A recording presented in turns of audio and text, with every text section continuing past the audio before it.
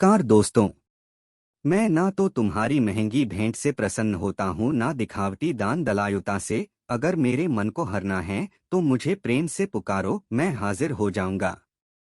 अवास्तविक चीजों को लेकर मन में कभी डर पैदा मत होने दो, वो वास्तविक नहीं है। वह ना तो कभी था और ना कभी होगा। इसके विपरीत जो वास्तविक है वह हमेशा से था और उसे ना तो बदला जा सकता है ना कभी नष्ट किया जा सकता है। जो मनुष्य किसी अच्छे काम में लगा हुआ होता है, आने वाले समय में उसका अंत कभी बुरा नहीं होता है। मनुष्य अपनी 3 प्रमुख कृतियों द्वारा नरक के द्वारा पर पहुंचता है। वे तीनों कृतियां काम, क्रोध और लोभ हैं। मनुष्य का समस्त निर्माण उसके विश्वास के फलस्वरूप होता है। जैसा वह सोचता है उसी के अनुरूप वह बनता है। परिवर्तन इस संसार का नियम है। एक नजर में तुम असीम संपत्ति के मालिक बन सकते हो, दूसरी नजर में तुम दरिद्र बन सकते हो। किसी से सच्चा प्रेम होना शुद्धता और दिव्यता का प्रतीक है।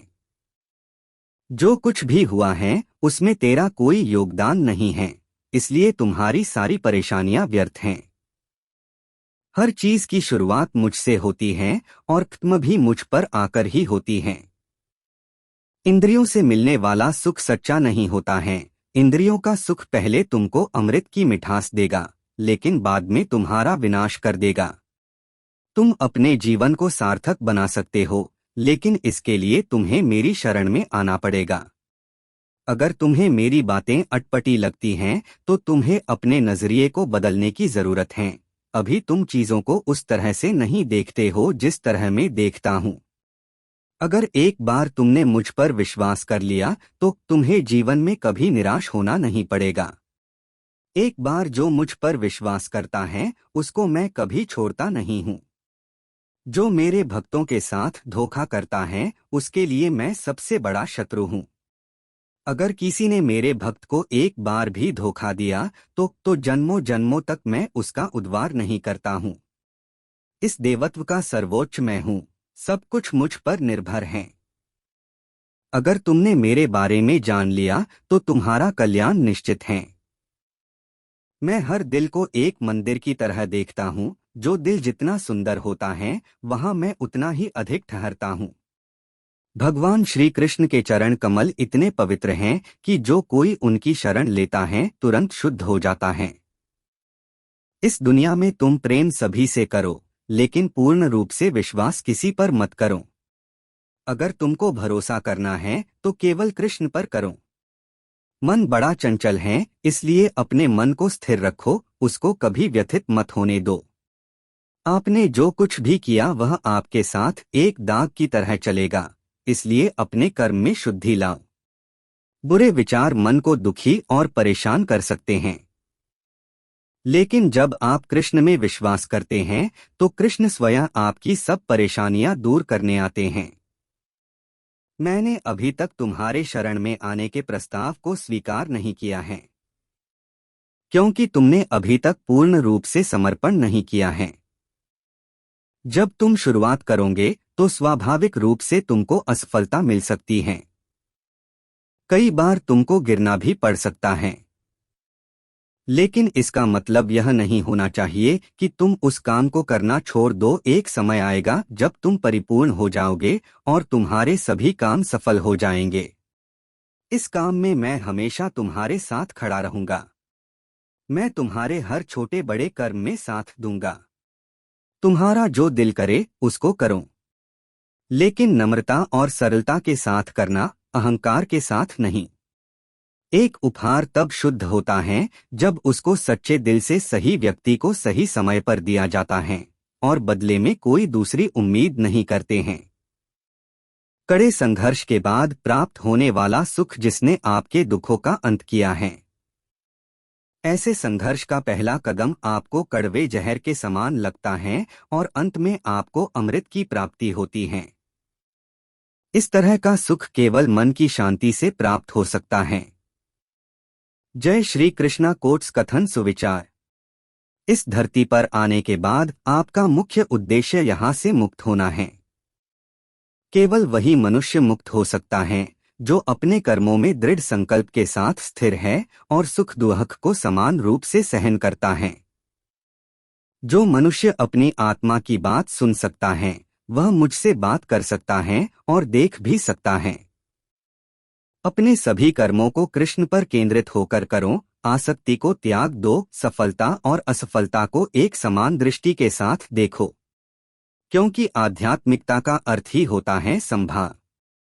वह मनुष्य जिसने घृणा को त्याग दिया, जो सभी प्राणियों के साथ समान व्यवहार करता है, जो सुख दुख और दर्द पीड़ा से अप्रभावित हैं, जिसके अंदर करुणा भरी हुई है और मन शांत है, उसने सही मायने में मुझे प्राप्त कर लिया है। यही वह मनुष्य है जिसको मैं सबसे अधिक पसंद करता हूँ। इस विशाल संसार में तुमको केवल कर्म करने की छूट है, इसके अतिरिक्त फल की इच्छा और स्वार्थ सब निरर्थक हैं। ये सोचकर कभी किसी काम की शुरुआत मत करो कि इसका तुमको कोई फल मिलेगा। बिना किसी लालसा के कर्म करो। जो आदमी मुझे हर चीज में देखता है और मेरे होने के एहसास को अनुभव करता है, वह मेरा सच्चा भक्त है। ऐसे भक्तों से मुझे प्रेम है। इंद्रियों का काम ही है भटकना। जब कोई मनुष्य अपना मन उनके पीछे छोड़ देता है, तो समझ लीजिए कि उसने छेद वाली नाव में सवारी शुरू कर दी है, जिसका डूबना तय है। ऐसा कोई नहीं है जिसका सदियों से अस्तित्व है, और ना ही ऐसा कोई है जिसका सदियों बाद अस्तित्व रहेगा। यहाँ कुछ स्थायी नहीं है। वह सभी चमकदार वस्तुओं में प्रकाश के स्रोत के रूप में स्थित हैं। वह सभी प्रकार के अंधकार से परे और अव्यक्त हैं। वह ज्ञान का विषय है और वही ज्ञान का लक्ष्य है।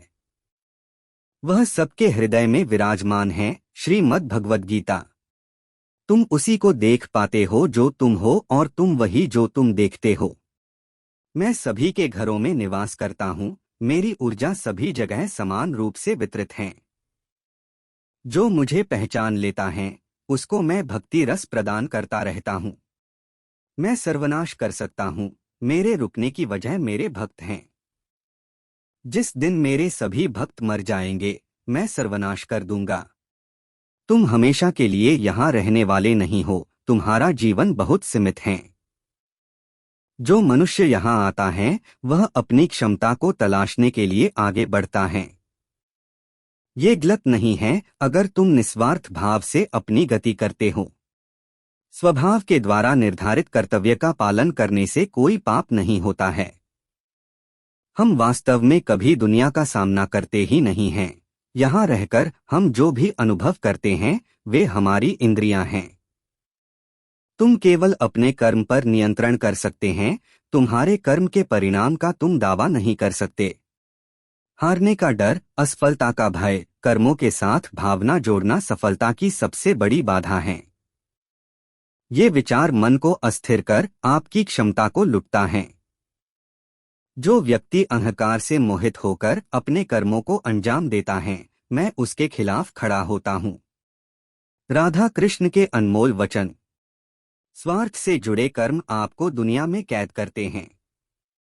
व्यक्तिगत लाभ के बारे में नहीं सोचे और निस्वार्थ भाव से काम करें। अपनी इच्छा शक्ति से खुद को नया आकर दो। अपने आप को कभी स्वेच्छा से नीचा मत होने दो। बुद्धिमानी तुम्हारी चेतना को एकीकृत करती है और कर्म के फल के प्रति आसक्ति को त्यागने में मदद करती हैं। दूसरों के सुख दुख पर कोई यदि इस प्रकार प्रतिक्रिया देता है जैसे वे उसके अपने हैं, तो उस व्यक्ति को सच्चा आध्यात्मिक मान सकते हैं। मैं हर समय से यहाँ पर था। ऐसा कोई समय नहीं है जब मैं यहाँ नहीं था। मैं समस्त भूत में भी विद्यमान था और समस्त भविष्य में मेरा विद्यमान रहेगा। श्री कृष्ण के अनमोल वचन और सुविचार। दुनिया का सबसे बड़ा पापी अगर समर्पण के साथ मेरी सच्ची उपासना करे तो मैं उसको भी शुद्ध कर देता हूँ।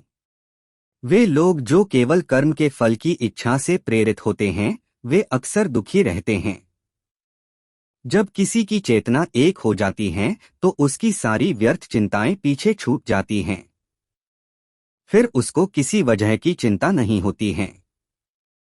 चाहे चीजें अच्छी हो या बुरी, वह सदा एक सा रहता है। जो लोग अपनी आत्मा से भली भांति परिचित है, वे इंद्रियों पर पूरी तरह से नियंत्रण रखते हैं।